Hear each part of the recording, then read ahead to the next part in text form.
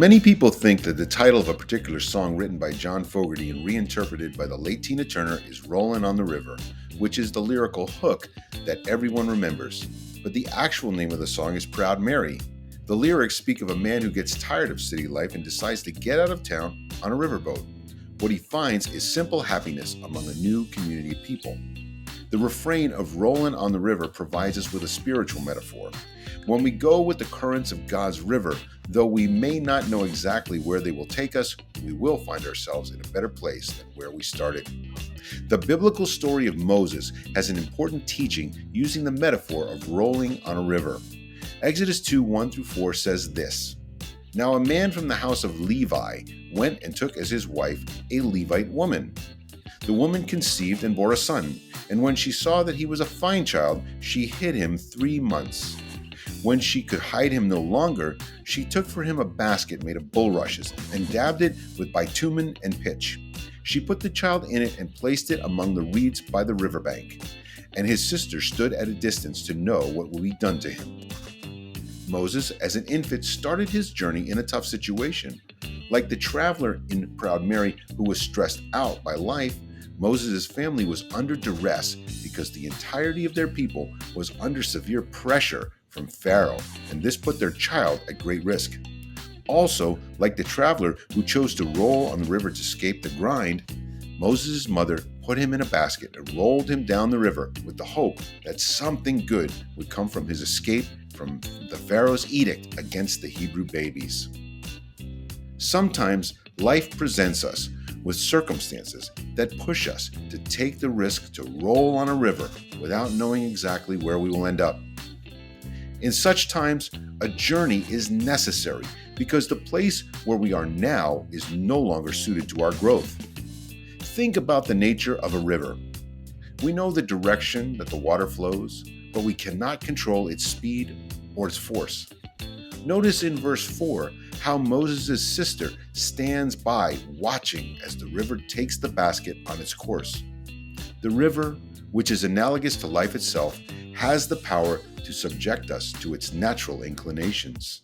The best that we can do is to learn how to navigate it, while we trust in God to chart our course. Let's now look at Exodus 2:5-10. Now the daughter of Pharaoh came down to bathe at the river, while her young women walked beside the river.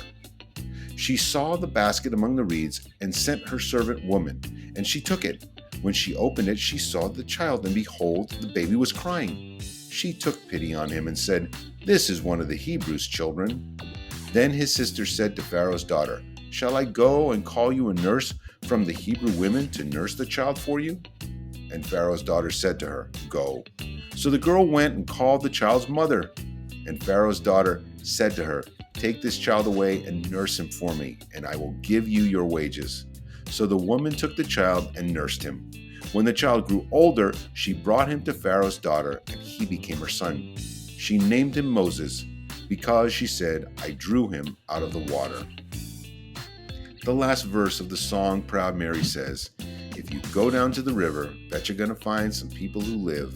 You don't have to worry. If you got no money, people on the river are happy to give." This song verse actually serves as an apt commentary for verses 5-10. Moses' mother went down to the Nile River and sent her son rolling with the currents. Although she was likely worried as she set her baby to sail utterly helpless against nature, God was supervising the whole process. God directed the current so that Moses' basket rolled down to the exact place where the Pharaoh's daughter found him.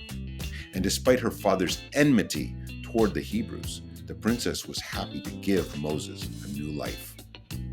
You may be in a season when your present situation needs to change, and you need to follow God's calling to get on the river and roll with the flow.